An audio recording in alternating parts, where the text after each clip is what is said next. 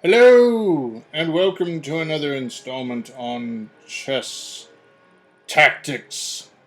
This is Chess Tactics Part 2. Alright. Um, so tactics, what are tactics? Um, it sounds like it's an easy to know kind of term, but what tactics really are is kind of the most, the best, most, I guess you could say, pragmatic thing you could do at any given time on the board. Um, there's a whole lot here I could talk about theory and precision in the opening. And to be sure, in the opening, you need to be almost like an accountant and be very precise with what you do for the first 10 or 12 moves. But after that, it becomes there's certainly a precision that could be calculated deep into mid game if you had such a computer that could do it. But humans can't do it, and after so many moves, even our best computers can't hold that many moves in memory. So at some point, the game will progress to a point where there is no more theoretical calculations that have been done that prove that this is an ideal move to this or response to this move or whatever, and you'll be on your own. Even a computer is on its own after so many moves. And then you'll be in the realm of tactics where you have to basically make shit up and see if it sticks. Throw it against the wall and see if it sticks. So we're going to go into some basic techniques and tactics, what are called tactical motifs. And I'll just jump right. Let's just get right into it. So one of the first tactical motifs is the discovered attack. And the discovered attack is basically where you move a piece, and in the act of moving a piece, another piece then opens fire on yet another piece. So it's like, hey, buddy, get out of my way so I can shoot the other guy, right? Your attack. It's a kind of double attack, in the sense that you're doing two things at once, and that's what a discovered attack is. Except the discovered attack has to do with moving a piece so that piece can get out of the way of the other piece so he can do some shooting. So as in all these videos, pause it where you think it's appropriate, or where I'll tell you go ahead and pause the video and see if you can figure it out. And likewise, or here, go ahead and do that.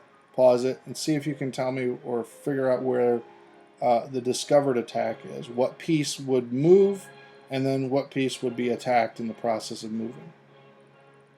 Okay, so we're back now, and hopefully you got bishop takes pawn. This is the main thing because it checks the king, and we have a discovered attack on the rook. There's any number of things that can happen here. Bishop takes, rook takes, rook takes, rook takes, check. I don't know about white's winning chances at this point because he still has a whole piece up on, or black still has a whole piece up on him. But it certainly isn't what you'd call great for black, because he can come down here and at some point maybe nab this pawn and then push this pawn up. Who knows? That's in that universe. Let's get back to the first universe here. Check, discovered attack, and if he makes the mistake of taking with his rook, now we're in business, son, because we can come up here and do this. All kinds of jazz can happen if he makes the wrong move. And that's the thing. Your opponent has, if they're at least as good as you are, they have a 50-50 shot of making the wrong move, right? So check. The right move in this scenario is to take back with the bishop. But you don't know if your opponent's going to do that. He could just as well take with the rook. So it's hard to know, but in any event, that's the idea of the discovered attack, where you move a piece and it attacks yet another piece. So look out for those kinds of things when you're playing. So let's move to another puzzle. The same thing in the discovered attack category. Let's see here. Let me look at my notes.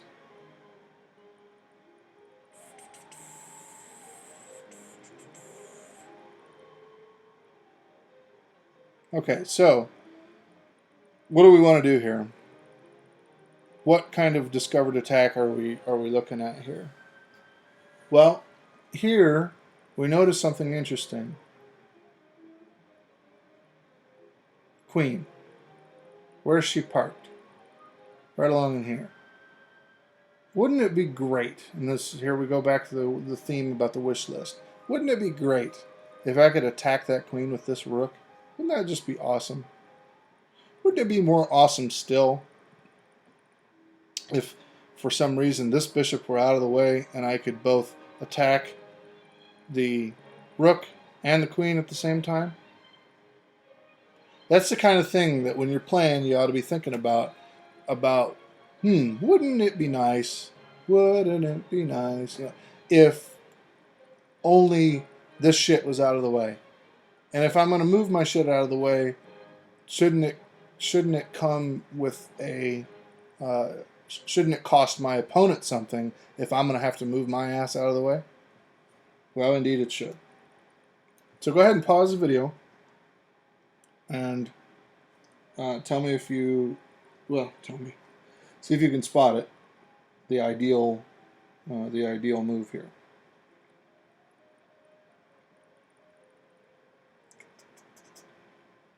Okay, so we're back. Hopefully you got this. Bishop attacks the rook. It's one of those things that the rook is worth a lot of money. Queen takes bishop, that's stupid. There's nothing here. Bishop takes, queen takes back. Still guarding this. The rook is worth too much money to allow him just to fall to a bishop. So he's got to move. We've got to move the rook somewhere, right? There's a problem. We've got a discovered attack lined up here with this bishop. This guy goes away somewhere else. Wants to stay in the fight, maybe hopefully check the king at some point. But the problem presents itself. Bam! Discovered attack on the queen. Where's the queen going to go? I don't know where the queen's going to go. She could go a lot of places. But wherever she goes, it doesn't really matter. Because I'm going to, or white will pick up a piece on the next move. And now he's a piece down, and for what? He's two. Whoops. On the next move, of course, he'd be 2 pieces down. So 2 pieces down for nothing, and I won't say it's a slam dunk here for white, but it's sort of looks like it. So the idea here with the discovered attack, now this is the last example of discovered attack, is to notice when high value targets are available when you slide pieces out of the line of fire for those other pieces. It can happen with diagonals, with bishops and queens. It can happen with rooks. And it can happen with knights. Knights generally are the ones that have to get out of the way. Usually, though, the ones performing the discovered attack are, well, actually always, because the knights can't. I don't think the knights can at all, because they're either attacking or they're not. And if they're attacking, then it's obvious. There's no discovered attack by moving a piece out of the knight's way, because the knight can hop over pieces. So it's just the bishops, just the rooks, queens, and pawns. You get out of a pawn's way, and he can discover attack on a square. So anyway, so that's the idea of the discovered attack, is just moving out of the way so your pieces can do some shooting. So now on a similar motif, we're going to talk about discovered checks. And in this case, it's kind of strange because it's white to play, and What's strange about it is what white's move is going to be in order to get the discovered check. It may not seem obvious at first. Obviously, none of it does. You'll have to definitely pause the video, take a moment to take in the board, look at all the pieces, and look at all the possibilities. Whitest, like I said, whitest to play. Okay, so we're back. Well, here's an interesting move. Let's take a look at the board. What do we got? Can the bishop do anything? No, the bishop's hosed. Queen, can she do anything? Not really. But what we want is we notice something. Here's our wish list. Wouldn't it be nice if this pawn were already here to attack the queen? Wouldn't it be nice if we could get this queen somehow with this pawn? Wouldn't that be just swell? Well, we might be able to do it. We might just be able to bait this king into a discovered check, which is another same thing as a discovered attack, except it's checking the king, and whenever comes a check, then comes a loss of a tempo, usually. So let's try this. Let's threaten the queen. And to black, it's like, okay, you want to threaten my queen? I'll just take your knight. What do you think of that? To which white replies, check. That's the whole point of offering the bait to start with. White doesn't have or black doesn't have a whole lot of options here, right? Because if let's see, if she moves, or if the queen's moved, the rook falls. If any other piece besides the queen moves, besides king takes knight, then the queen would fall. So black has a serious thorn up his butt here. He's seriously got to do something about this knight, because otherwise a high value piece is going to fall. So that's the kind of quid pro quo you want to look for when you're playing anybody, is to say, oh, well, it's either this or it's that, sir. It's either this or it's that. You don't give them any options other than the ones you want them to take. And you know the discovered check comes about because you can see that this rook controls some serious real estate here. That's the whole point of putting rooks on semi-open files like this early on in the game, because you don't know how it's going to pay off. Maybe you got one of your guys in the way, but at some point you might be able to move him out of the way. And at some point his pawns get nabbed all the time, so you will have perfect control over this bit of real estate here. And as I keep hitting on, the idea is to be there first. You don't want to be the rook that gets there second and then gets taken, and then the initiative gets taken away from you. You want to be the one there first. If you're there second, then it means that you're trying to challenge your opponent for that bit of real estate, which is fine. You can challenge your opponent, but that challenge means that you're acting defensively, and means that you're not, whatever else you have, you sure as hell don't have the initiative. So anyway, enough about rooks. Sacrifice only when you know you're going to get some compensation for it. And these kinds of patterns, you're seeing this when you're playing. You're seeing it in your mind's eye about where can I mentally move the knight, mentally move the pawn, and check out what kind of ingredients go into the mixture of a winning combination like that. And say, well, if I did this, then the rook would have to be on an open file, and the only way to do that is to take the pawn. Which should I do first, knight or pawn first? I mean, somebody else might have played that, and that's all fine and great.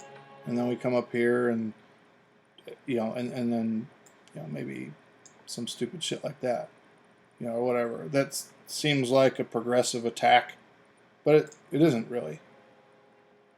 All right, so enough about that. Let's take a look at one more example of discovered check. Let's see. Okay, so it is white to move.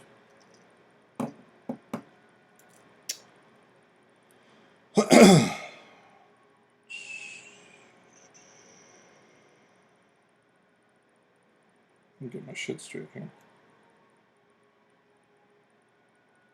Okay, so yeah, white to move. Go ahead, pause the video. And we're back. Now, where might the discovered attack be? This one's a little harder because it involves a sequence of moves. It's not just one move. Yeah, it's a couple moves in. Well, a couple ply in anyway. So the first thing we want to do is we want to bait the queen. Well, actually, let's take a look at what we got going on here. The king and the bishop and the queen are all in the stars of the universe have aligned for us, right? The Mars and Jupiter have come to, or whatever, you know. So what do we got to do in order to take advantage of this, right? I know that if I could check the king, right, and that's all fine and dandy, except for checking the king that he moves over here. I need to seriously narrow his scope of opportunity such that he can't go anywhere, or wherever he does go, it ends up costing him a piece, or the game, preferably, right? So what options are presented here? Well, now that I've told you that, see if you can spot something. I'll give you a hint. It has to do with a sacrifice. Okay, so now we're back. Hopefully you spotted this. I'm baiting the queen. What's she going to do? She going to sit there and take that? I've already taken one of the key bishops that defends, or defender bishops. She's not going to sit there and take that lying down. Oh, hell no. Take that, sir. To which we reply, check. Okay. Now, right here. You still may or may not see it. I don't know. But now, pause the video again and see if you can see what's going to happen next. Okay, now we're back, and hopefully you saw this. King can't take bishop, so the only one legal move he's got is here, to which we reply with a discovered check, which simultaneously attacks the queen. Now, in real gameplay, you don't know any of that's going to happen. In real gameplay, you're just hoping and wishing that something will come about here. You know for certain, you don't have to calculate this at all, you know for certain that you've got a check right here. And you know that you could do something like this even. Check, move, and then win a free rook. Well, not free, but win a rook for a bishop. So you can stand firmly on top of the knowledge that you can see in the board as it lies. From that knowledge, you can then build upon it. You know that you've got that check. You know that that check is protected by the queen. So that means that we're free to do something other than the check for the moment, because we know that in worst case scenario, we can always get the check and pick up the rook. So in this case, it happened to be baiting the queen to put her in a position where she would fall because of the discovered check. So it behooves you to all players to pay attention to their lines of attack and sequence of attack. Okay, so now we move into a new motif. This is called the double check. Discount double check. I hate that commercial, by the way. That's your company. And I hate that stupid thing. All right, so let's see.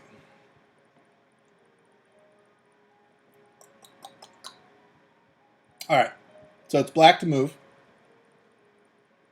and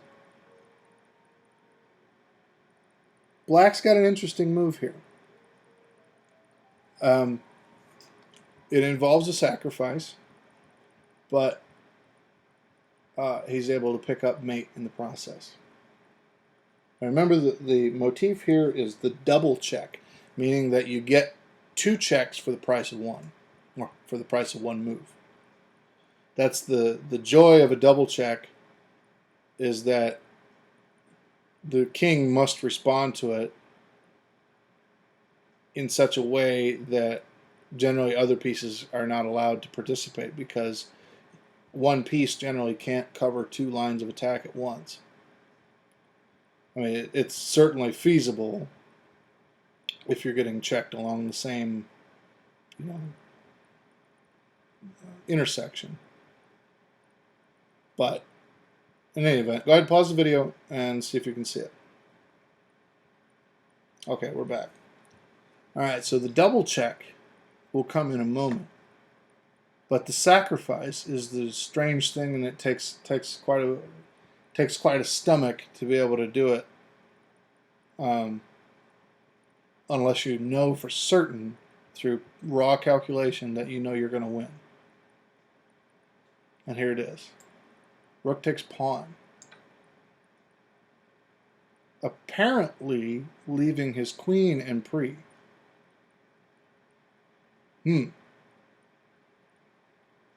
Says white. That looks like a free queen. I'll have me that. Except it's not. 1 check, 2 check. Mate. Not a damn thing white can do about it. Because you can't, this should be obvious, you can't dispense with with both offending pieces at once. If there was a move for which you could do that, that would be great. But there's nothing, there's no hole. This hole cannot be plugged, and even if it could, it can't be plugged still to deny this rook. So let's check that out again. Take, only because black knows that he's got this beautiful discovered check. He also knows that his queen, doesn't matter if she falls.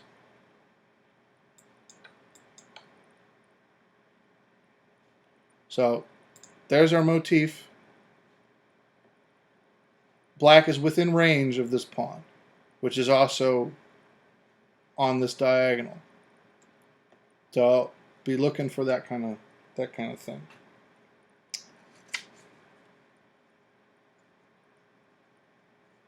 Okay, so next example.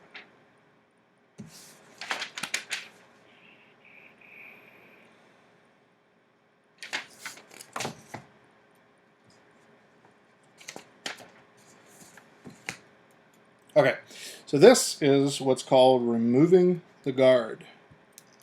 What do we mean by removing the guard?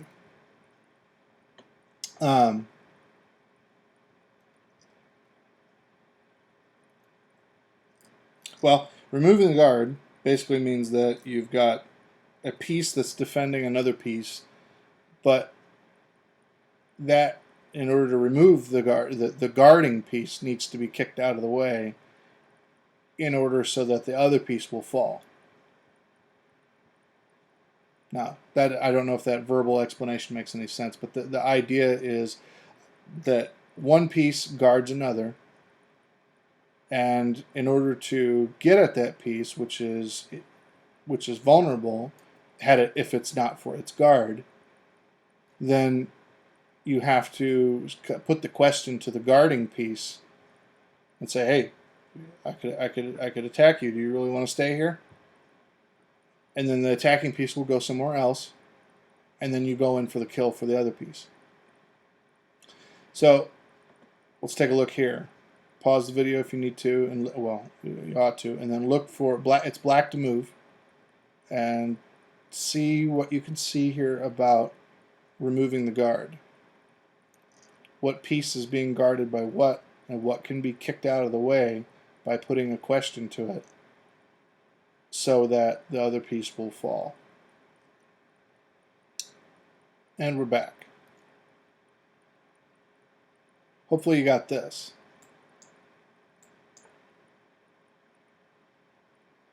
Right? Bishop on f3 is not being protected at all except for by its queen. If the queen were out of here, I could pick up that bishop for free. Problem is the queen's here. So we're removing the guard with the queen, but she still stays within range. I'm playing here. Now, on first blush, you might say, well, I'll just go ahead and take the bishop and equalize. But that would be bad. The whole point is to make money, not spend money. Right? So we have to keep kicking the queen as much as we can to get her to move to a black square so that we can go ahead and take. Or some square where she's out of range. So you don't want to take just yet. And the idea is to keep the pressure on the queen in this scenario, because otherwise rook will just take back. We can't do that. Can't have that. Or not rook, sorry. Bishop will take and then rook take, and that defeats the purpose of the whole thing. So on first blush, if you were black, you might say, oh, well, I'll kick the queen this way. That way it develops a pawn toward the center, and it kicks the queen. But as should be obvious right now, that's kind of stupid because check, take, and the queen gets out of jail. So that's pointless. So we threaten. That's good. That's a good move. Queen moves back. That's a defensive move. But now for the secret sauce. Ha ha ha ha. Wherever else she moves, she can't defend this guy anymore. Right? Nope. Can't go here. Go back here. Go back here. Can't go here. Can't go there. I mean, it doesn't matter. It's all over now. And I picked up a piece for free. So this is an example of removing the guard, and here's how we remove the guard. You put a gun to the guard's head, guard has to move again. Put another gun to the guard's head, it has to move again, and then you take. Go in for the kill. Alright. So one more example of removing the guard.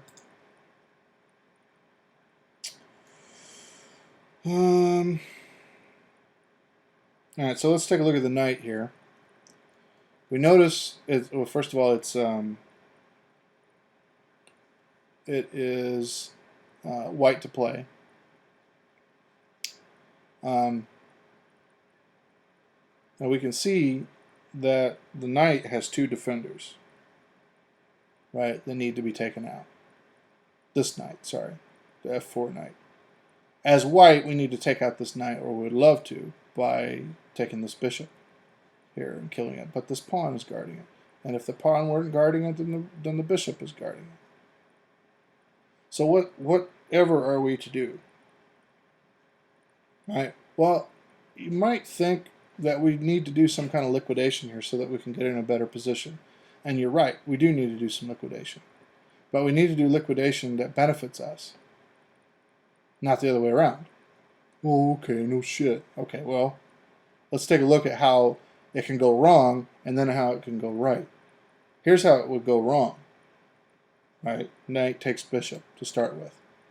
That kind of move seems immediately gratifying because the player, white, might sit there and think, well, I'm trading a piece for a piece, and then I open up some space here for which I'll eventually be able to take the knight. Right? Except this guy. Right? Pawn takes knight. Pawn takes pawn. Pawn takes pawn. And now we're right back to where we started from. You want to take him now? You'll get taken again. So that doesn't work. And that's 3 moves deep. So at the minimum, you need to be looking at, I mean, going past 3 or 5 moves is really, I don't even think most grandmasters really seriously carry it out that farther because, the tactical scenario, the danger is ended in 3 to 4 moves. So 3 moves, certainly never any less than 2 moves, but definitely 3 moves if you can do it, or more. ahead. And in that scenario, if you'd looked ahead by taking knight takes bishop, you would have seen this pawn. You would have seen this pawn as a problem pawn. So, is there a way to do it? And the answer is yes. Yes, there is. It's the other way around, though. Right?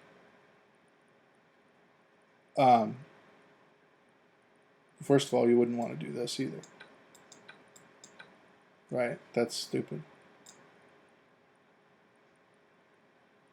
What you ought to do is go with the only other guy who can attack. Pawn takes pawn. Right? Queen takes pawn. You say, well, why not bishop takes pawn? Right? Pawn takes pawn. Bishop takes pawn. Well, the reason is because bishop takes knight.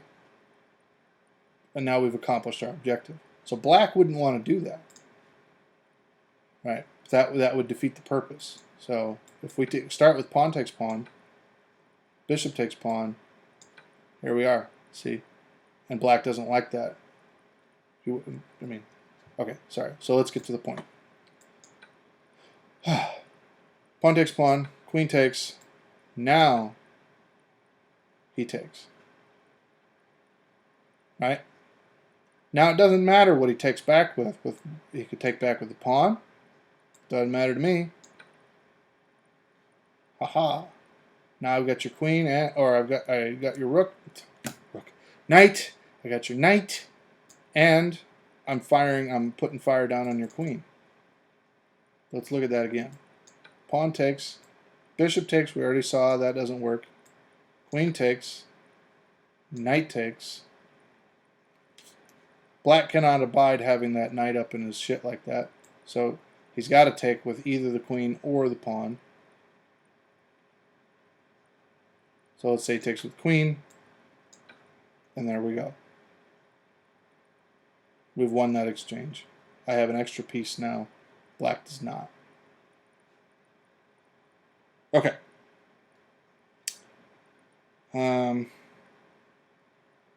New tactical motif. It's called the skewer. Skewer is distinguished from a pin, as we've talked about before.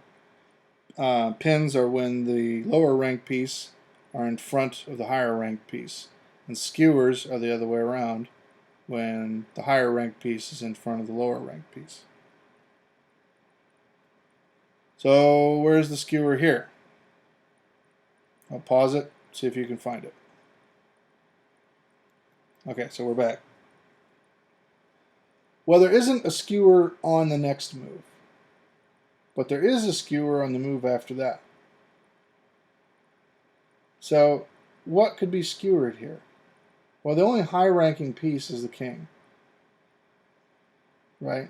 That's the only high-ranking piece that there is really on the board.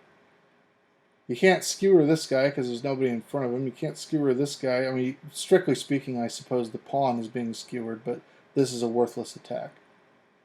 So how can we skewer anything?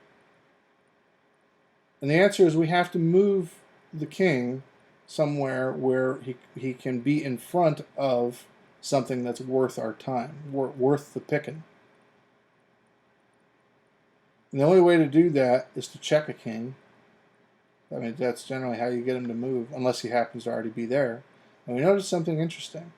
And this is a recurring theme in all of chess, is that whenever the king is in line with something else, there's a tactical weakness that needs to be exploited. In this case, the king is not aligned here, but if he were, I would be able to get the skewer. I would be the higher ranking pieces up front, the lower ranking behind him. King has to move out of check, and click. Now that works for a king because you have to. It's a check, but skewers work with all ranks. You know, it could be a queen, and queen dare not take back because she'll get taken. So she's got to move, and then you take the piece behind it. So you can skewer and fork or skewer and pin pieces all day long. It doesn't have to be the king.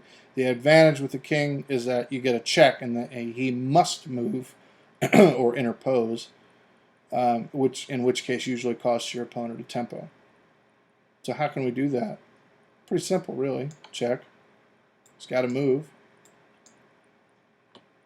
Oh, wrong one. It's got to move. So the only place you can move. And there we have our skewer.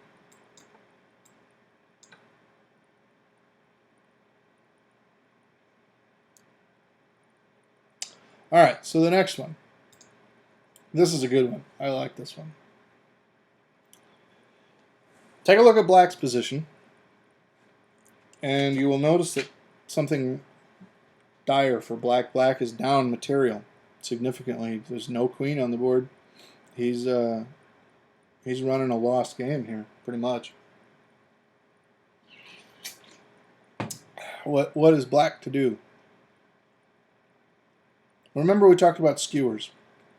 What a skewer is versus what a pin is. And go ahead, pause the video, look at it, and we're back. Now you'll notice something. Again, the stars and planets have aligned for us, and the king and the queen are on the same file. Although, of course, I grant you that the bishop is in the way.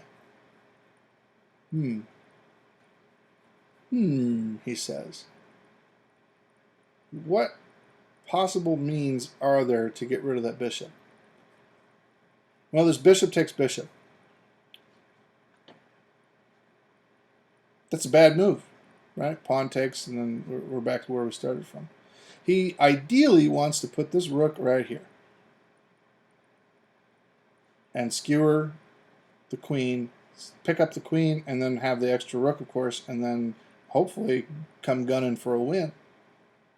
From this bad position, he can pick up a win, possibly, if only he can get this bitch. So,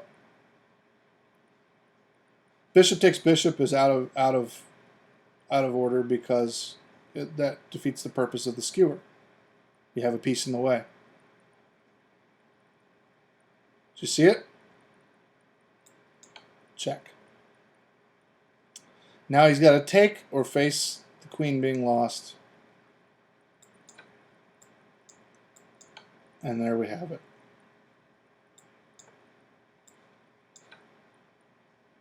Skewer. See that again. Check, take, skewer. Just for reinforcement, check, or whoops, before. If you've taken, take, check, take. Yeah, this is all. Well, that would be bad, definitely. But where was I? Take. Whoops, can't. Duh. Check. Take. There we go. Okay, I'm all discombobulated here because I'm trying to run an example and come up with alternative methods of play at the same time, which isn't working out. Yeah. So there we go. Pawn takes is the better move. No, that doesn't work either because you got the check. Look at that. Look how powerful that is, right? Look at that. Take, and then let's try it. Queen. There we go. Check. No, you. All right. It's late in the day. I need to quit this. All right. So you get the idea, though, is that the skewer is pretty damn powerful. All right. So that's all the basic tactics that I have written out. The main ones are discovered attack, discovered check, double check, removal of the guard, and skewers. And of course pins, but I already went over pins and forks in the other video. Pins and forks are by far the ones that you need to master the most, but all the rest of them are definitely very important as well. Okay, see you in the next video.